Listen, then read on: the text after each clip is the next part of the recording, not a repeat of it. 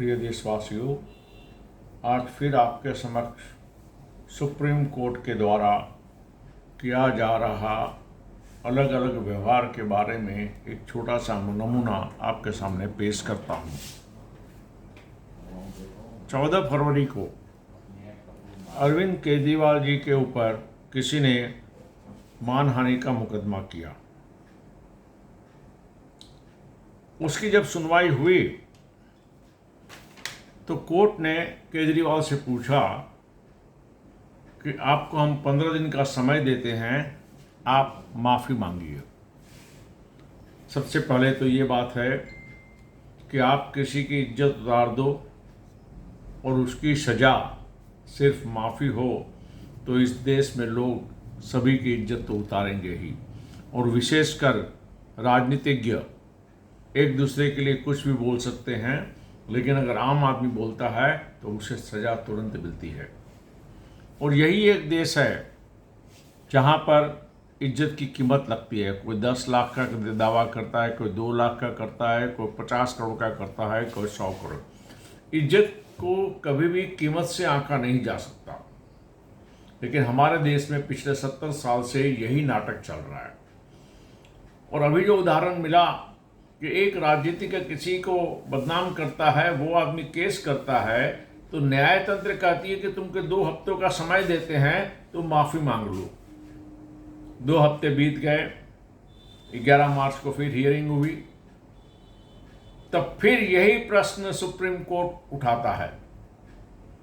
दुखी इस बात की है कि अगर इस देश का न्यायतंत्र अपमान करने के बाद बार बार यही पूछे कि तुम माफ़ी मांगो, और तुमको माफ़ी मांगने के बारे में विचार करने के लिए अभी तुमको 2 महीना 1 दिन का टाइम दिया जाता है, मैं कहता हूँ ऐसे न्यायतंत्र की इस देश को आवश्यकता नहीं है। न्यायतंत्र तो ये होता है कि जिसने गलती की उसे तुरंत सज़ा मिली। वरिष्ठ वकील साल्वी जी ने स्पष्ट शब्दों में कहा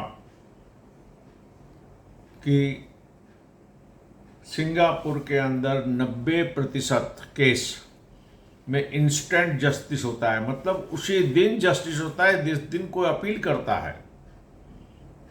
और हमारे देश के अंदर 95% केस तो 3 से 4 साल तक चलते हैं। अब ऐसे न्यायतंत्र का होना न होना सब बराबर है। स्टेट बैंक ऑफ इंडिया ने डिटेल देने के लिए कहा तो कह दिया इमीडिएट देना पड़ेगा, लेकिन सिर्फ माफ़ी मांगने के लिए सोचने का वक्त 2.5 महीना देना मेरी समझ में नहीं आता।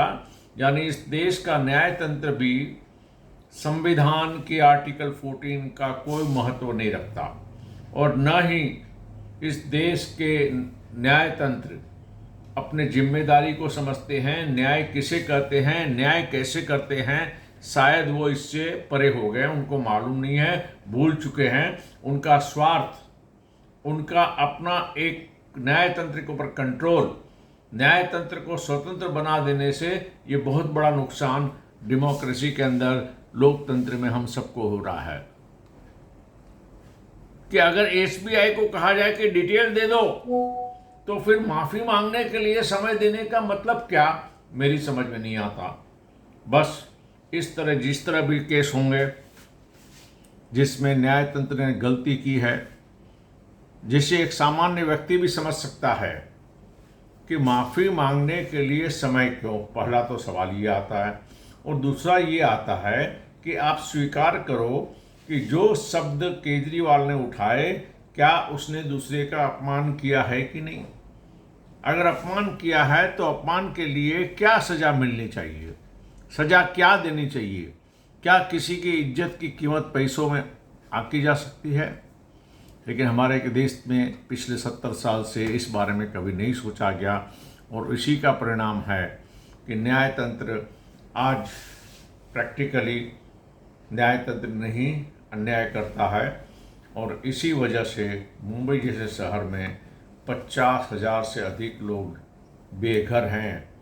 पॉलिटिशियन, बिल्डर, जज, बीएमसी ऑफिसर मजा कर रहे हैं लेकिन 50,000 अपने घर से परिवार अलग हो चुका है, उनके घर तोड़ दिए गए हैं, जिसने पैसा दिया वो जो पैसा नहीं मिला है।